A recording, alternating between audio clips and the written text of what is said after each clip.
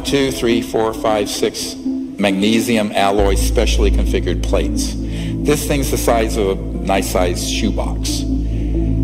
The circuitry you see on the right is a misdirect because the guy has crazy inventor syndrome and thinks he can keep it secret and make $1 trillion. You don't interfere with the big, powerful people. You don't put them out of business. They're still in business. They still have those 50-year leases on the lines and all the power transformers. You'd be able to get one of my power plants, just replace a coal-fired plant, you know. But it wouldn't be big news or anything because I'm just selling the electricity to them, okay? And then they're going to say, wow, we're making more money at this plant than we are the others. So they're going to put them around, you see? They're not going to let me in. They're going to fight me tooth and nail. But I'm going to be very sneaky about it.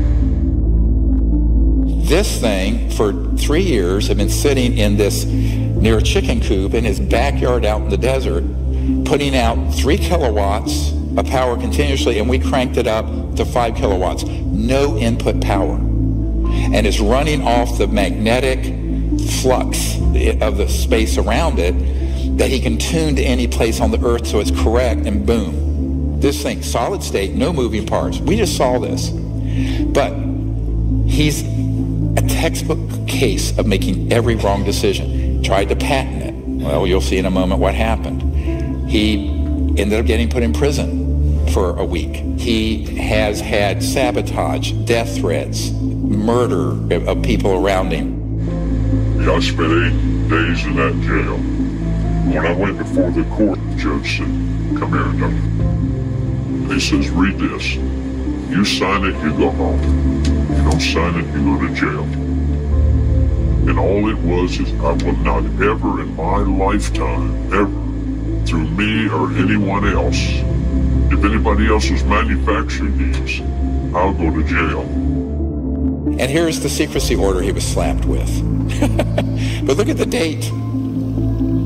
1984. It's almost 40 years ago. So, you know, doing the same thing, patent office, people think this is a myth. No, here's a secrecy order. See, so I don't want to go through that again. It scared my family and everybody. So now what we're going to do, we're going to be very quiet. I'm going to build my 1 megawatt. It'll take 2.5 years to build it. Because it's very complicated. I gotta acclimate it to the earth. Technologies like this and countless others will never see the light of day without a radically new strategy. Dr. Greer is preparing to launch a multi-centered, state-of-the-art research and development lab that will develop zero-point energy technology, live streaming 24/7 for security and transparency. All research results, data, and plans would be released to the world open source, freely available to the public and the scientific community. This will require broad public support to make this a reality. With this strategy, zero-point energy is achievable, but it is only half of what has been suppressed. Now we get into the really cool stuff. Look at the dates. 1919, Kapowski-Frost experiment, where they actually had high-frequency systems where things levitated, defying gravity.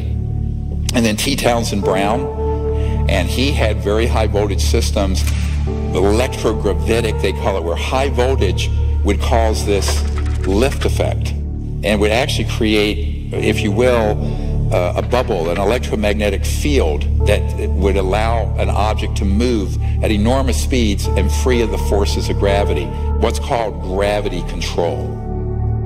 An Office of Naval Research report on T. Townsend Brown's electrogravity device includes a transcript of a conversation between Major General V.E. Bertrandius and Lieutenant General H.A. Craig. Bertrandius remarks, "It sounds terribly screwy, but Friday I went down to a place called the Townsend Brown Foundation, and believe it or not, I saw a model of a flying saucer." Townsend Brown was an independent experimenter, and he actually worked on, as you can see, very large replications of saucers that he believed were vital for a different type of propulsion.